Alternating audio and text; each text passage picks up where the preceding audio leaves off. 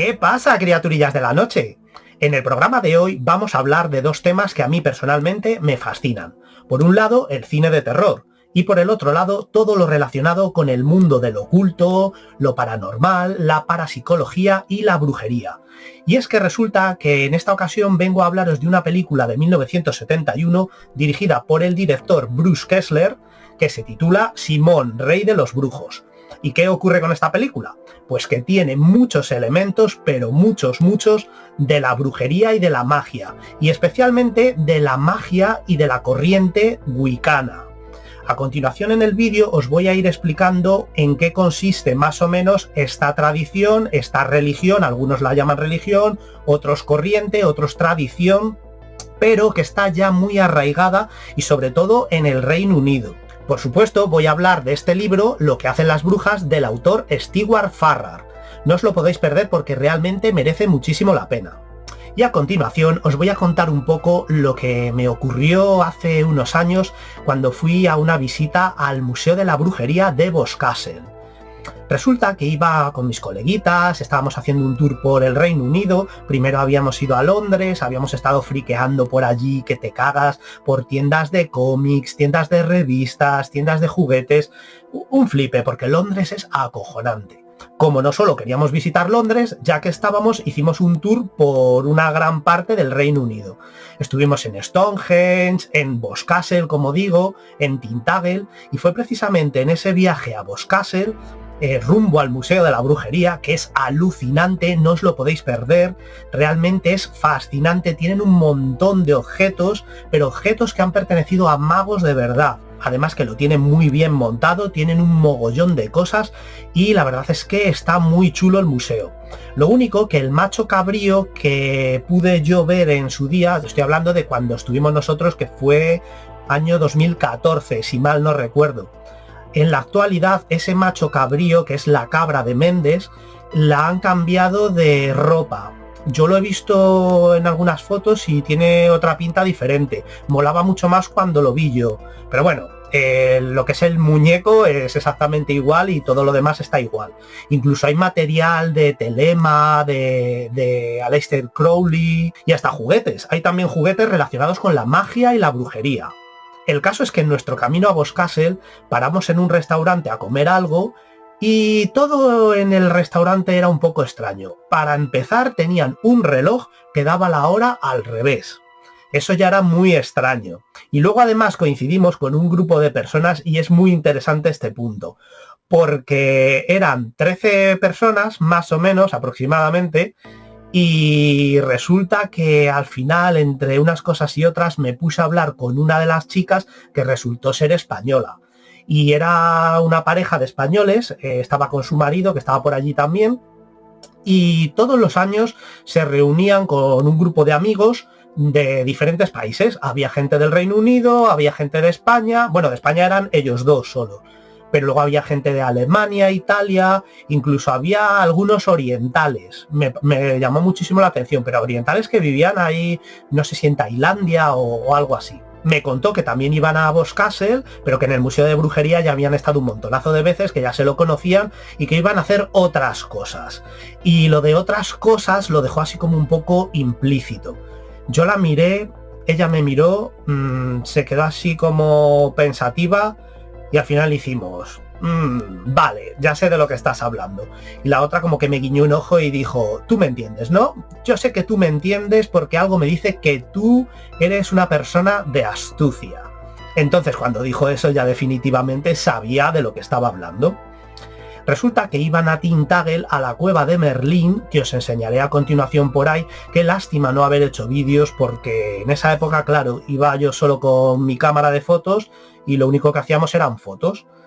De haber tenido el canal muchos años antes, habría grabado un montonazo de cosas, incluido el Museo de Brujería de Boscastle y, como no, las cuevas de Merlín, la cueva de Merlín, que es alucinante. Realmente en este tipo de enclave se suelen realizar ritos paganos, muy relacionados con la Wicca. Y lo que nos encontramos allí en aquel restaurante era nada más y nada menos que un coven de brujos que se dirigían a Tintagel a realizar uno de sus ritos. Cuando hablamos de ritos dentro de este tipo de corriente, no tenemos que olvidar que esto no tiene nada que ver con el satanismo. No estamos hablando de sacrificios humanos, de sacrificios de bebés, de que le cortan el pescuezo a un cordero, no. Esto es algo totalmente diferente y tiene mucha relación con las fuerzas de la naturaleza. Que quede claro que no es satanismo. Mucha gente todo lo relacionado con la brujería lo engloba dentro del rollo satánico y para nada, están muy equivocados, no tiene nada que ver. A continuación, en la parte documental vais a ver que menciono el libro de las sombras.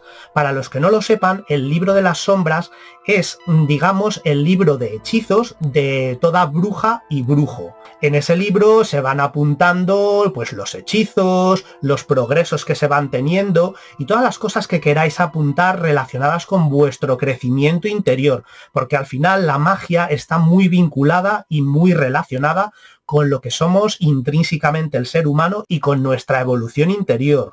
Es algo a nivel interno. Nunca antes lo he enseñado, pero yo también tengo mi libro de sombras.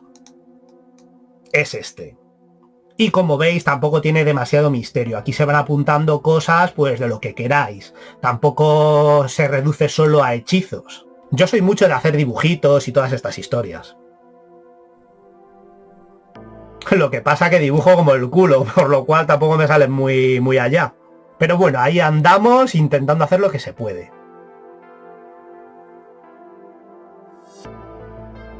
Algunos dirán, ¿pero qué haces enseñando tu libro de las sombras? No pasa absolutamente nada. Como digo, son anotaciones. Tampoco son hechizos ni nada similar. Son pues anotaciones, material de estudio, etc. También tengo el ázame, pero no penséis mal porque no es para realizar sacrificios. Y por supuesto, la varita mágica hecha por mí mismo, con un palo de madera, una punta de cuarzo y un cordón de zapatos. En este tipo de cosas, por supuesto, cada uno es libre de creer o no creer. Realmente la magia es mucho más sencilla de lo que la gente piensa. La gente que no sabe de estos temas lo primero que va a pensar es que somos una panda de lunáticos. Y no es así, porque realmente la magia con lo que juega es con los elementos y también con el inconsciente colectivo.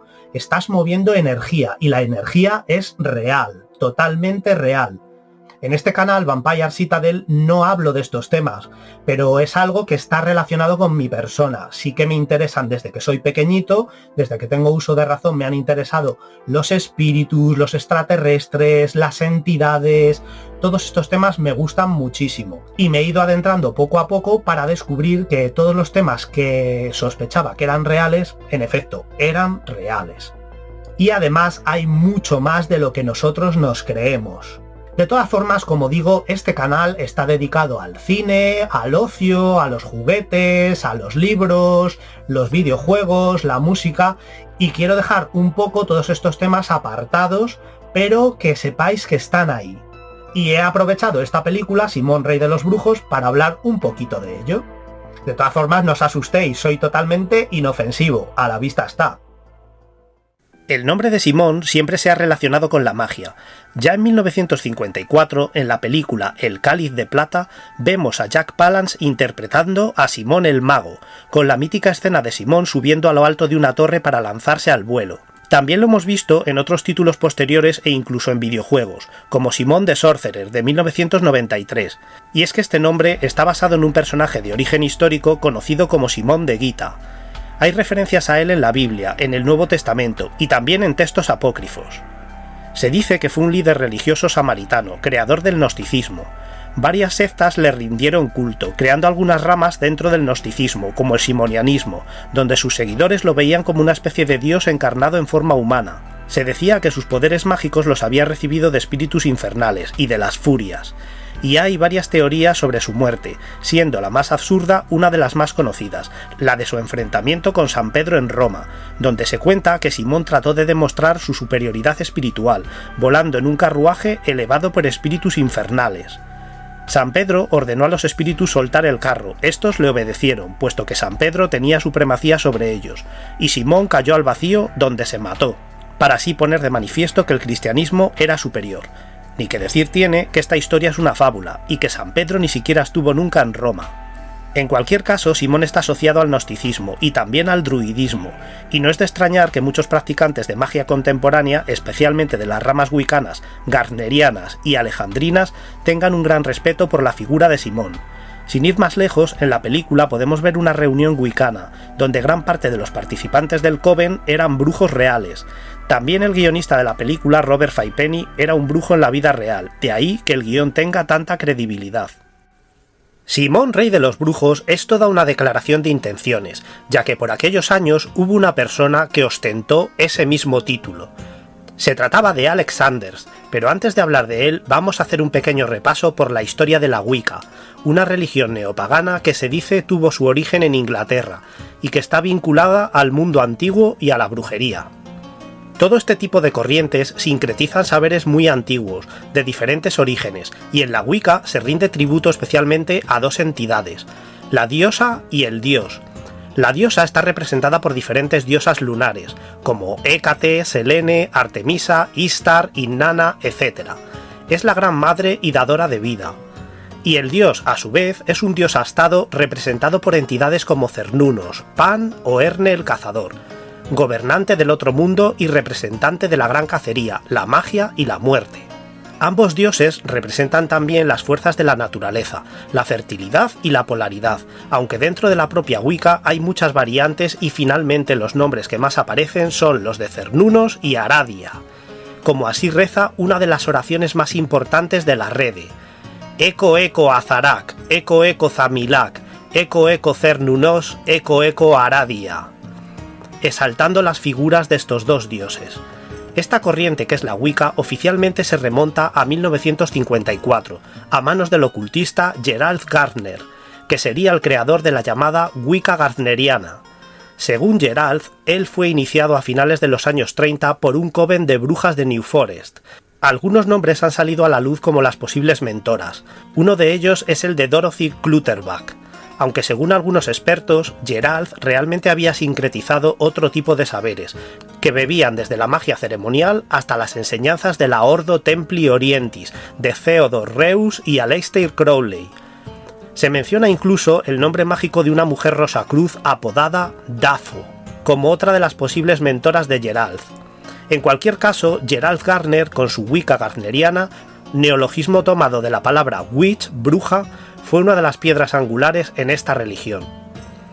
Por otra parte tenemos a Alex Sanders, el personaje vinculado a nuestro Simón de la película, el rey de los brujos. Sus inicios con la brujería vienen desde que era un niño de 7 años, cuando sorprendió a su abuela desnuda, con su pelo gris suelto por debajo de la cintura y en medio de un círculo ritual dibujado en el suelo de la cocina. Su propia abuela le dijo que ella era descendiente de Owain Glyndwr, jefe de un clan galés, que se autodenominó Rey de los Brujos. A la edad de 9 años recibió el libro de las sombras de su abuela, y fue instruido en el arte de la clarividencia, la visión de la bola de cristal, etc. Sin embargo, según la sacerdotisa y también pupila de Gerald Gardner, Patricia Crowther, difusora de las runas brujas y heredera de los grimorios de Gardner, Alex todavía no formó parte del movimiento wiccano hasta por lo menos el año 1961, como así lo corrobora su mujer, Maxine Sanders, también suma sacerdotisa.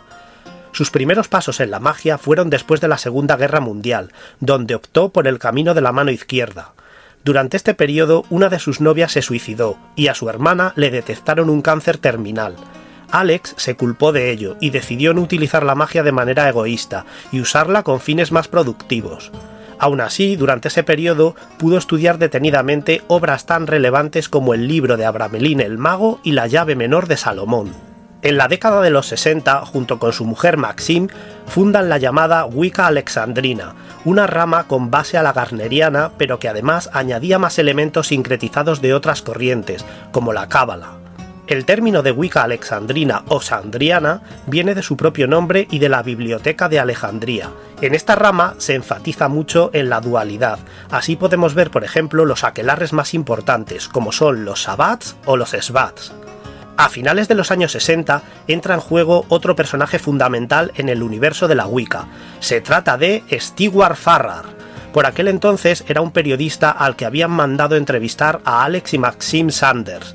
con objeto de realizar un reportaje sobre la película Legend of the Witches, de 1969, un documental donde Alex y Maxim fueron los consejeros. Stewart era totalmente escéptico hacia todos estos temas, pero aún así accedió a la entrevista, que fue todo un éxito. Alex le propuso la posibilidad de escribir un libro, así que le invitó al ritual de una iniciación alejandrina, para que posteriormente Stewart lo documentara. Así nació el libro Lo que hacen las brujas, una joya de imprescindible lectura. A partir de ahí quedó tan impactado con las experiencias vividas, como comenta en el libro, que acabó él mismo metido dentro del mundo de la magia y la brujería, uniéndose al coven de los Sanders, en 1970. Posteriormente conoció a la que fue su pareja Janet Owen, y juntos fundaron su propio coven en 1971, el año de Simón, rey de los brujos. El matrimonio escribió varios libros clave dentro de la corriente wicana, como la Biblia de las Brujas, 8 Sabbaths for the Witches, etc., contando con el apoyo de otra figura clave dentro de la Wicca, Doreen Valiente, una bruja y escritora muy activa, que dejó muy claro que esta religión no tiene absolutamente nada que ver con el satanismo, en una época en la que todos los practicantes de magia eran considerados discípulos del diablo. No olvidemos que por aquellos años también estaba muy en activo la Iglesia de Satán, de Anton LaVey, y otra orden más coherente e intelectual llamada el Templo de Set, fundada por Michael Aquino. Simón es un vagabundo que habita en las alcantarillas de la ciudad de Los Ángeles, desde donde practica su clandestina profesión de brujo, ayudado por su joven aprendiz. Un día recibe la invitación de un grupo de personas que requieren sus servicios, pero al negarse estos a pagarle, Simón desata su cólera contra todos ellos, descubriendo así que sus poderes mágicos eran mayores de lo que él mismo pensaba. Bajo el magistral título de Simón, rey de los brujos, se esconde una curiosa e interesante producción estadounidense, dirigida en 1971 por Bruce Kessler, un polifacético director que en su mayoría ha realizado trabajos para la televisión, como es el caso de algunos episodios para las series de Monkeys, Misión Imposible, Kolchak, The Night Stalker, MacGyver, El Coche Fantástico y algunas otras sin demasiada trascendencia. Simón, rey de los brujos, es junto con Crucero Infernal de 1978 y Luna Maldita, también de 1978, una de sus películas de terror, que mezcla brujería, sexo y psicodelia a partes iguales. Estamos ante una obra realmente seria que a día de hoy empieza a ser más conocida. En su momento llegó incluso a ser presentada en el Festival Internacional de Cine Fantástico y de Terror de Sitges. En esta historia, el protagonista es Simón, un arrogante y carismático personaje dedicado plenamente al arcano mundo de la brujería y las ciencias ocultas, una especie de alter ego del Doctor Extraño, que vive en las alcantarillas de Los Ángeles como si fuera un vagabundo y desde donde ejerce su peculiar profesión, ayudado por su fiel discípulo. Es una especie de bohemio justiciero que castiga a todos aquellos a los que considera miserables por una u otra razón. El argumento gira en torno a los diversos rituales e invocaciones que realiza este auténtico mago en la vida moderna, usando todo aquello que le enseñó a su vez su maestro: dagas ceremoniales, espejos teletransportadores, rituales mágicos, tarots, amuletos místicos, orbes de energía, hipnotismo, sacrificios humanos, varitas mágicas y demás ingredientes se dan cita. Oculto de la sociedad, únicamente dedicado a su oscuro arte, sin temor a las consecuencias, y no por ello incapaz de sentir amor y bondad por todos aquellos a los que considera sus amigos, Simón intenta alcanzar el mundo de la alta magia. Junto a él viviremos un espectacular viaje por el oscuro universo de la hechicería, asistiendo a momentos clave tan impactantes como la clandestina reunión de las brujas wicanas en un caserón abandonado, mientras invocan los favores de Méndez, el macho cabrío, en un auténtico aquelarre realmente mórbido y teatral, donde los cráneos humanos, las jóvenes vírgenes y el sexo desenfrenado juegan un papel fundamental. O el momento en el que el propio Simón atraviesa el espejo para sumergirse en un psicodélico viaje astral a través de los dominios de su señor Moloch, haciendo así una especie de homenaje a la obra de Lewis Carroll, A través del espejo. Simón, rey de los brujos, es una película misteriosa, que mantiene ese halo sobrenatural y distante del prohibido mundo de la brujería, ambientado en un entorno sucio y hosco, y adornado con pequeños matices que empezaban a despuntar en aquella época, como es el caso de la homosexualidad, las drogas y esas ligeras pinceladas de sexo softcore setentero, pero siempre sin caer en la banalidad ni el aburrimiento. Hecha en una época donde el ocultismo y las ciencias ocultas tenían una fuerte repercusión y atractivo para una buena parte de la sociedad. La película tuvo una muy buena promoción cuando fue estrenada, y gracias a frases como "el espíritu maligno ha de escoger el mal", "la misa negra", "los hechizos", "los encantamientos", "las maldiciones", "el sexo ceremonial", logró mantener la atención de gran parte de los aficionados al género fantástico de aquella época. El actor que interpreta a Simon es Andrew Prine, estrella que despuntaba en los 70, sobre todo en westerns, y que a raíz de esta película se vinculó bastante con el género fantástico, habiendo participado en otros films o series como La tumba de la isla maldita, Wonder Woman, Visión de un crimen, Jugando con fuego, Las chicas de Centerfold, Pánico al anochecer, Barn of the Naked Death, The Demon and the Mummy, Grizzly, The Evil, Amityville 2, V los visitantes, Eliminators, Witch House 2, etc. Todo un actor fetiche que se ha labrado un acomodado puesto dentro del fantástico. En España contó con 3 ediciones diferentes directas a vídeo, un título que no os podéis perder si os gusta el terror de los años 70. El autor Baldwin Hills escribe en 1971 una novelización de la película. Como dato curioso, Andrew Prine se quedó con la capa que usó en la película. Pasamos a continuación a enseñaros las cintas que tengo yo de esta película, Simón Rey de los Brujos. En España salieron 3 ediciones. Yo tengo por aquí la de Shazam, que es una de las más conocidas. Además, conserva parte del precinto.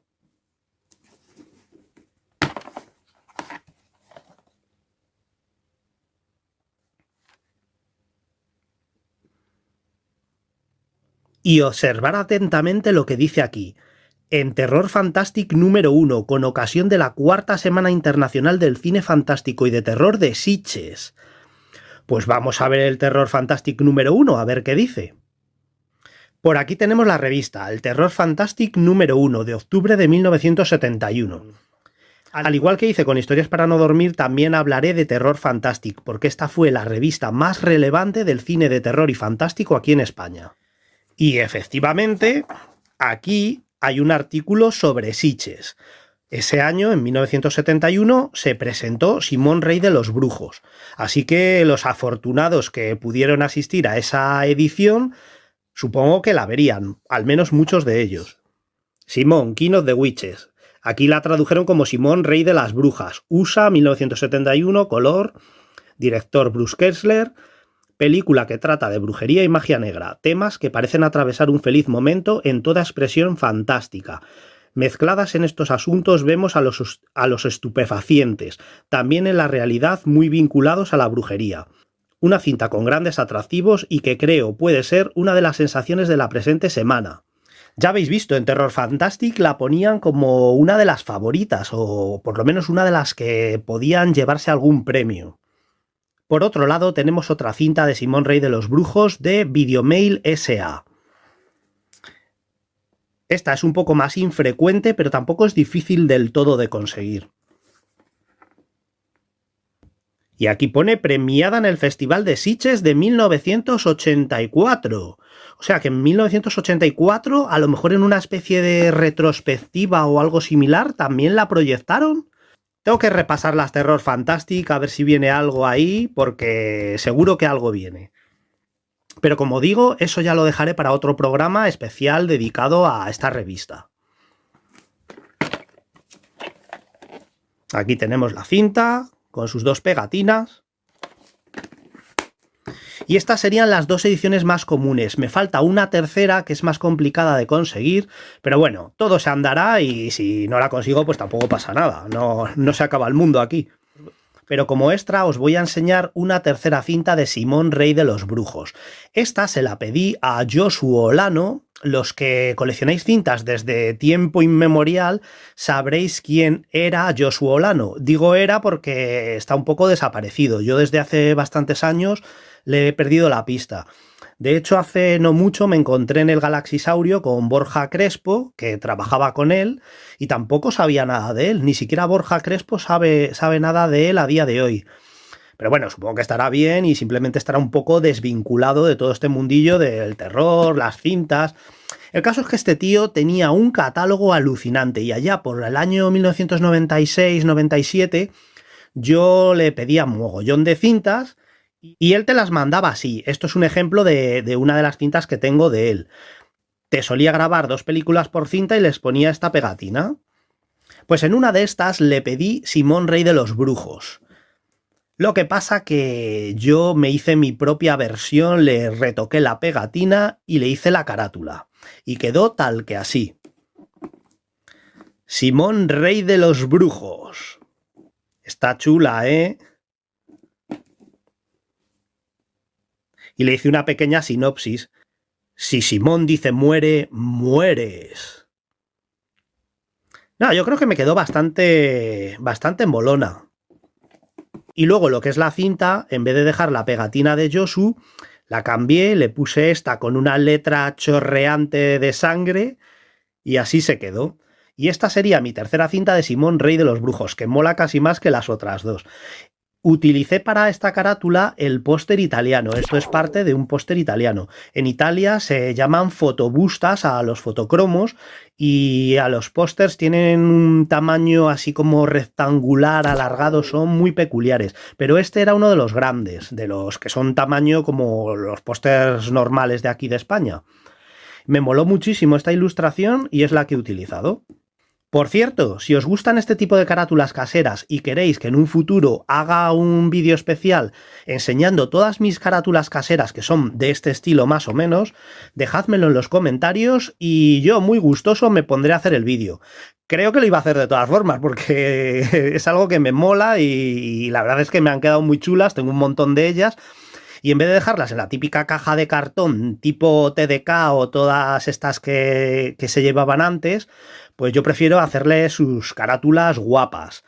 No son originales, evidentemente, pero muchas veces este tipo de cintas incluso se ven mejor que algunas películas que he comprado originales posteriormente. Y yo les tengo mucho cariño porque son las que tenía en la época. Y bueno, no dejan de ser cintas de primera generación. Así que es más fácil que perduren más estas cintas que las originales de la época que han sufrido el alquiler de cientos de personas. Lo dicho, si queréis que haga este vídeo, dejádmelo en los comentarios. Y eso ha sido todo. Espero que os haya gustado el vídeo, os haya interesado todo este tema de la Wicca, que a mí particularmente no es una corriente que siga al pie de la letra, pero sí que tiene algunos elementos que me gustan bastante y yo lo que hago también es sincretizar un poco lo que resuena en mi interior. Pero no soy fanático de nada, no sigo a nadie, no estoy dentro de ningún grupo, voy por libre. Que yo creo que al final eso es lo más importante. Si acabas siguiendo a un grupo numeroso, puedes tener el riesgo de caer en algo sectario, y hay que huir totalmente de eso.